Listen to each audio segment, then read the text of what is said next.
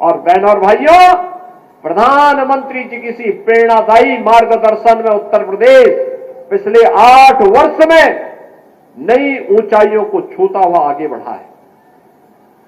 याद करिए, 1947 से लेकर 2017 तक इन 70 वर्षों में उत्तर प्रदेश देश की 7वीं अर्थव्यवस्था था और मात्र पिछले 8 वर्ष में हमने जो दूरी तय की, अब उत्तर प्रदेश देश की नंबर 2 की अर्थव्यवस्था बन चुका है। नंबर 2 की अर्थव्यवस्था बन चुका है। 56 लाख गरीबों के लिए मकान मिले। इस दौरान बनटांगिया गांवों को मान्यता दी गई। इस दौरान मुसहर हो, बनटांगिया हो, थारू हो, कोल हो, भील हो, गौड़ हो, चेरो हो, अहरिया हो, इन सभी जातियों के 100% इन्हें सैचुरेट करने का काम भी किया गया, हर सुविधाओं से युक्त किया गया। अब कोई उत्तर प्रदेश में भूखों नहीं मरता। 25 करोड़ की आबादी में 15 करोड़ से अधिक लोगों को हर महीने फ्री में राशन की सुविधा का लाभ भी दिया जा रहा है और 10 करोड़ लोगों को आयुष्मान भारत और मुख्यमंत्री आयुष्मान भारत योजना के अंतर्गत उन्हें 5 लाख रुपए की स्वास्थ्य बीमा की सुविधा भी उपलब्ध करवाई जा रही है। उत्तर प्रदेश के अंदर नौजवान के लिए रोजगार की व्यवस्था, कमाई के लिए रोजगार, अच्छी शिक्षा हो इसके लिए पढ़ाई की उत्तम व्यवस्था, बेटी की सुरक्षा, व्यापारी के सम्मान और अन्नदाता किसानों की खुशहाली के लिए ये डबल इंजन की सरकार पूरी मजबूती के साथ काम कर रही है। ये रोहिन बैराज उसी का एक मूर्त रूप है, मूर्त रूप है। यहां पे भी बोलने थे यहां के माननीय विधायक जी भी और माननीय केंद्रीय मंत्री जी भी, वर्षों से 20 वर्षों से 25 वर्षों से इंतजार था लोगों को कि रोहिन में बैराज बने। पिछली सरकारों के पास अपने परिवार का पेट भरने की फुर्सत ही नहीं थी। जमीन लुटवाने की फुर्सत मिले तो विकास करे। अभी आपने देखा होगा, परसों ही देश की संसद में वक्फ बोर्ड संशोधन अधिनियम पारित किया है। अब वक्फ बोर्ड के नाम पर जमीनों पर कोई डकैती नहीं डाल सकता है, लूट खसोट नहीं हो सकती है, चौराहे की जमीनों पर कोई कब्जा नहीं कर सकता है। अब सार्वजनिक संपत्ति जो भी होगी, जो राजस्व की भूमि होगी, उसका उपयोग विद्यालय बनाने में, चिकित्सालय बनाने में, कॉलेज बनाने में, मेडिकल कॉलेज बनाने में, ऐसे बैराज बनाने में, गरीबों के लिए आवास बनाने में ही उसका उपयोग होगा। किसी बोर्ड के नाम पर लूट खसोट हमेशा के लिए लगाम लगाने का काम किया है। वक्फ बोर्ड संशोधन अधिनियम पारित होने के कारण अब ये मनमानेपन पर लगाम लगेगी।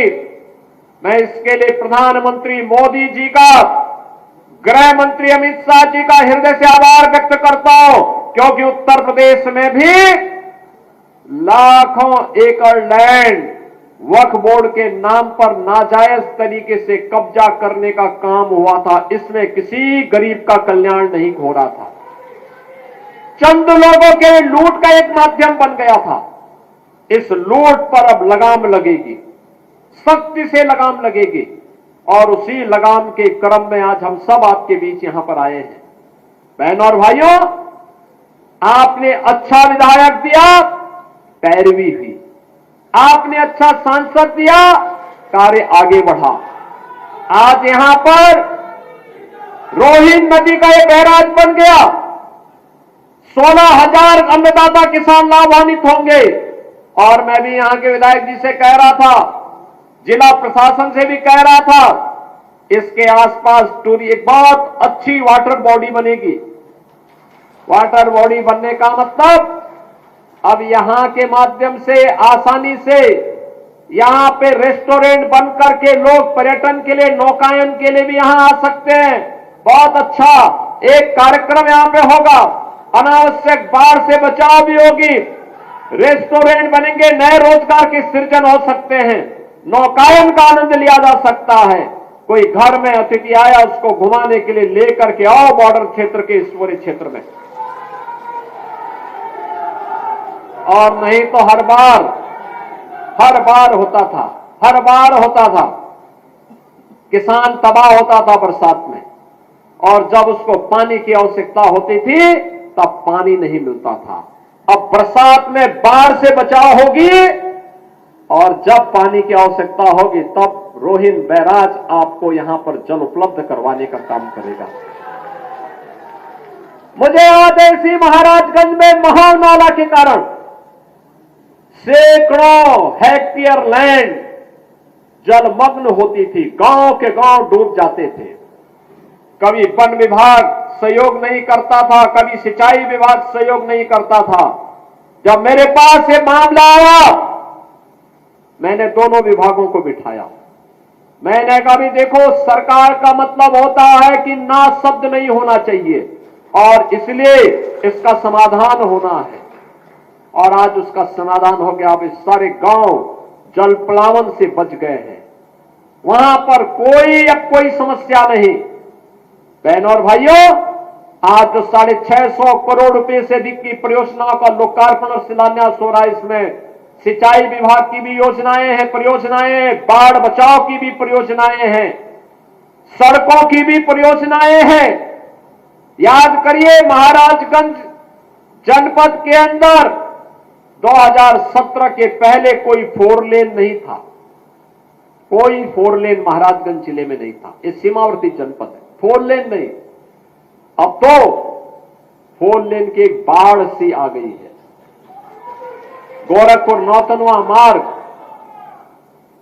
नौतनवा सोनाली मार्ग के 4 लेन के अंतिम चरणों में चल रहा है। फरेंदा से महाराजगंज का मार्ग ये 4 लेन की दिशा में आगे बढ़ रहा है। गोरखपुर से हम लोग जब आ रहे हैं परतावल होते हुए महाराजगंज ठूठीबाड़ी, निचलौल ठूठीबाड़ी के लिए निकल रहे हैं, ये भी 4 लेन बनने की दिशा में आगे बढ़ रहा है। हर मार्ग, गांव का मार्ग जो पहले 3 मीटर भी नहीं होता था, हमने कहा 3 से काम नहीं चलेगा, विकास आगे बढ़ाना है तो इसको 7 मीटर कर दो, कम से कम 7 मीटर होना चाहिए। 7 मीटर के मार्ग को 10 मीटर के किए जा रहे हैं।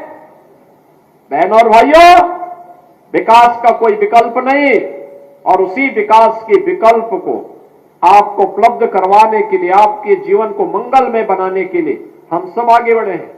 सिंचाई विभाग ने पिछले 8 वर्ष में अनेक कार्य किए। अर्जुन सहायक परियोजना, ये बुंदेलखंड के अंदर बनी। मुझे याद है जब तक सिंचाई की परियोजना नहीं थी, वहां के खेत का सालाना, अगर किसी को खेत किराए पे देना होता था 5,000 रुपया नहीं मिलता था, और आज उसी महोबा में 50,000 रुपया उस खेत का मिलता है, सालाना 50,000 रुपया।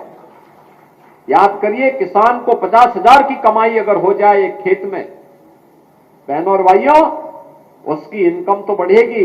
अर्जुन सहायक परियोजना प्रधानमंत्री कृषि सिंचाई योजना के अंतर्गत पूर्ण हुई। हजारों हेक्टेयर लैंड को सिंचाई की सुविधा प्राप्त हुई। बाण सागर की परियोजना, ये बिंदु क्षेत्र में 2.5 लाख हेक्टेयर भूमि को सिंचाई की सुविधा दी है। ऐसे ही सरयू नहर राष्ट्रीय परियोजना, सरयू नहर राष्ट्रीय परियोजना बनी थी 1972 में। जी भारत।